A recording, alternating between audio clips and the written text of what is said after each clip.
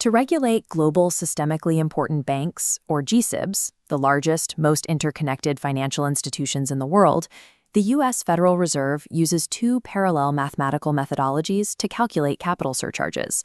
Method 1 operates as a relative measure of a bank's global risk footprint. Method 2 acts as a fixed baseline measure, tied to a specific point in time. A bank calculates both scores, and its binding capital constraint is whichever score comes out higher. This chart plots the aggregate total assets of U.S. GSIBs over time. The data shows a massive balance sheet expansion beginning exactly in the fourth quarter of 2019. Driven by macroeconomic shifts, this rapid growth vastly exceeded historical linear projections from the previous decade. This second chart reveals an anomaly. The dotted Method 1 line and solid Method 2 line track closely for years, but in late 2019, they sharply split. Method 2 surged 18%, while Method 1 fell, creating a 20 percentage point gap between the formulas. A 20 percentage point divergence between two parallel models evaluating the exact same institutions is mathematically impossible as an accurate reflection of true systemic risk. The data proves a measurement glitch exists, prompting the Federal Reserve to intervene. To understand why the models broke apart, we have to look at their denominators. Method 1 calculates a bank's score by dividing its internal indicators by a global aggregate measure. Because both the numerator and denominator scale with the global economy, the final score adjusts naturally over time. Method 2 abandons the denominator. Instead, internal indicators are multiplied by fixed coefficients, permanently locked to 2015 data. Thus, nominal economic expansion, inflation, and GDP growth acts as a hidden variable. As the U.S. economy grows, it artificially inflates the Method 2 calculation. This mathematical drift punishes banks for existing in a growing economy. A bank could see its proportional share shrink, yet still face a higher Method 2 score, simply because the dollar supply expanded. Regulating a dynamic, inflationary economy with static mathematical rules forces capital requirements to disconnect from actual systemic danger. To neutralize this nominal drift, the Federal Reserve proposed a structural rebaselining F in Method 2 calculation. First, they apply an immediate, one-time downward adjustment. By dividing all Method 2 coefficients by a factor of 1.2, they erase the accumulated distortion from the post-2019 balance sheet expansion. Second, they implement a long-term fix, a new automatic indexing mechanism tied to a 3-year moving average of U.S. nominal gross domestic product. If a bank's risk indicators grow at the same rate as the economy, its surcharge score remains perfectly flat. Tying capital rules directly to economic output carries an inherent risk, pro-cyclicality. In a shrinking economy, the index could trigger automatic capital tightening, forcing banks to hold cash when the market needs liquidity. To prevent this, the Fed programmed a fail-safe mechanism. The calculation will never adjust downward if average nominal GDP growth goes negative. This creates a self-adjusting framework. It successfully isolates genuine growth in a bank's systemic footprint from background macroeconomic noise. The proposal also overhauls the Short-Term Wholesale Funding Indicator, or STWF. This metric measures a bank's reliance on unstable, flight-risk liquidity, like short-term borrowings that can evaporate during a panic.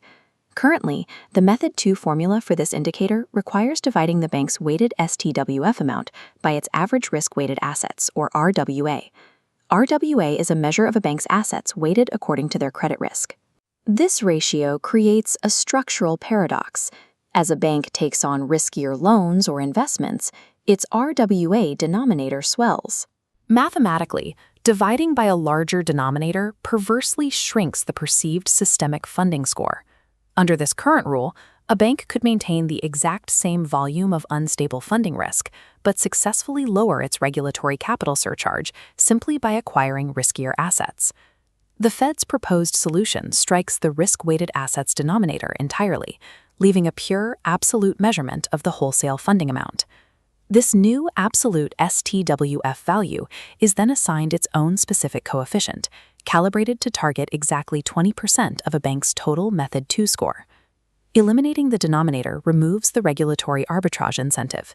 The capital penalty is now aligned directly with the actual volume of flight risk funding a bank holds. Beyond the formulas, the framework suffers from a behavioral loophole created by point-in-time reporting. Currently, banks calculate many of their risk scores based on a single snapshot taken solely on December 31st. This enables window dressing, a practice where banks aggressively wind down risk indicators at year-end to depress their GSIB surcharge, resuming normal operations in January. This temporary balance sheet manipulation distorts the measurement of highly liquid metrics, specifically over-the-counter derivatives, customized contracts traded directly between two parties, and intra-financial system assets. This localized engineering creates secondary market consequences. Sudden year-end credit contractions often cause liquidity disruptions in crucial repo markets, where short-term borrowing takes place. To solve this, the Fed proposes abolishing the year-end snapshot in favor of high-frequency data averaging. For highly liquid, easily tracked metrics, like derivatives, banks will now report daily averages. For less liquid metrics that are harder to value daily, like Level 3 assets, which have no observable market price, banks will use monthly averaging, balancing measurement accuracy with operational burden. Mandatory averaging eradicates the incentive for temporary balance sheet engineering, ensuring the final regulatory surcharge reflects a bank's true 365-day operational risk profile. The final structural distortion addressed in the proposal lies in the severe cliff effects built into the surcharge bands themselves. Currently, scores are grouped into wide 100 basis point ranges. Crossing from one range to the next triggers a sudden, massive 0.5% capital surcharge jump. Behaviorally, this causes banks to aggressively cluster their scores just below the upper limit of a band, refusing to cross the arbitrary threshold even if the market requires it. The proposed fix compresses these wide bands into tight, narrow 20 basis point increments. Under this structure, a bank moving up a band faces a much smaller 0.1% surcharge increase, mathematically smoothing the required capital across the risk spectrum. This eliminates arbitrary penalty thresholds, aligning marginal capital requirements strictly with marginal risk increases. Viewed entirely, this notice of proposed rulemaking is a comprehensive mathematical re-engineering of the GSIB surcharge framework. It introduces four main pillars: shifting to absolute wholesale funding values, mandating high-frequency data averaging, smoothing the surcharge steps, and implementing a macroeconomic index. Collectively, these changes strip away behavioral reporting artifacts and the mathematical illusion of nominal inflation. The ultimate regulatory philosophy here is precision.